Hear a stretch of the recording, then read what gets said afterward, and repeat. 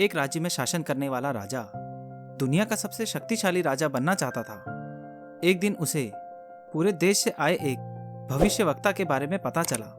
वह उनसे मिलने पहुंचा और उन्हें अपनी इच्छा बताते हुए निवेदन किया, महात्मा, मुझे कोई ऐसा उपाय बताएं जिससे मैं पूरी दुनिया का सबसे शक्तिशाली राजा बन सकूं।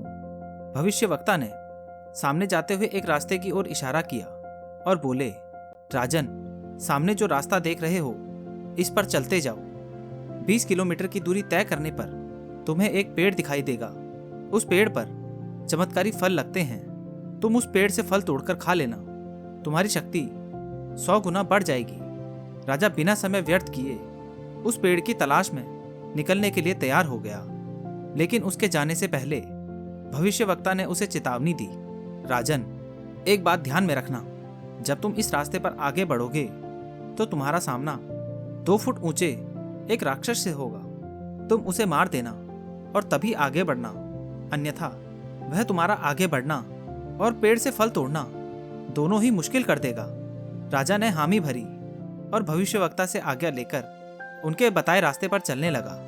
2 किलोमीटर की दूरी तय करने के बाद अचानक एक राक्षस उसके सामने आया और उसका रास्ता रोक लिया। उसकी ऊंचाई 2 फीट थी। वह राजा को ललकारते हुए बोला, तुझ में हिम्मत है तो मुझे मारकर आगे बढ़। राजा ने देखा कि राक्षस कदकाठी में बहुत ही छोटा है। उसने सोचा कि इतने छोटे राक्षस को मारने में अपना समय और ऊर्जा क्यों व्यर्थ करूं। वह उसे धकेलकर बिना मारे ही आगे बढ़ गया। वह आगे 2 किलोमीटर ही और चल पाया था कि वह राक्षस फिर से उसके सामने आ गया। इस बार उसकी ऊंचाई 2 फीट बढ़ गई थी। राजा ने उसे फिर से एक तरफ धकेला और आगे बढ़ गया। आगे बढ़ते बढ़ते हर 2 किलोमीटर पर वह राक्षस राजा के सामने आने लगा और हर बार उसकी ऊंचाई 2 फीट बड़ी हुई होती। राजा हर बार उसे मारे बिना आगे बढ़ जाता। जब राजा भविष्यवक्ता द्वारा बताए पेड़ के पास पहुंचा तो राक्षस फिर से सामने आ गया। इस बार वह 20 फीट का विशालकाय राक्षस था। जब उसने राजा को फल तोड़ने से रोक दिया तब राजा को भविष्यवक्ता की चेतावनी याद आई कि राक्षस को मार देना, अन्यथा वह तुम्हें फल तोड़ने नहीं देगा। अब राजा के पास युद्ध के अतिरिक्त कोई चारा नहीं था। दोनों में भयंकर युद्ध हुआ। कई बार ऐसी स्थिति बनी मानो राक्षस राजा को मार देगा, लेकिन अंत में किसी तरह राजा राक्षस को मारने में सफल रहा। फिर राजा ने उस चमत्कारी पेड़ का फल तोड़कर खाया और चैन की सांस ली।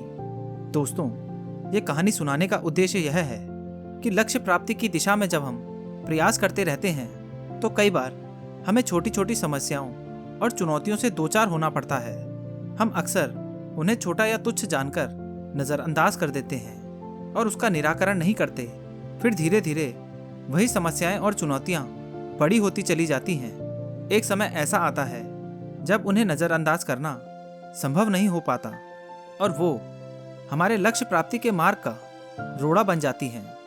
कई बार उस रोड़े को पार कर पाना हमारे बस के बाहर हो जाता है और कई बार उन्हें सुलझाने में हमारा बहुत समय और ऊर्जा बर्बाद हो जाती है। बाद में हम पछताते हैं कि हमने पहले उसका समाधान क्यों नहीं निकाला। इसीलिए बाद में पछताने से बेहतर है कि समस्याएं शुरुआत में ही उसी वक्त सुलझा ली जाएं जब वे छोटी हों।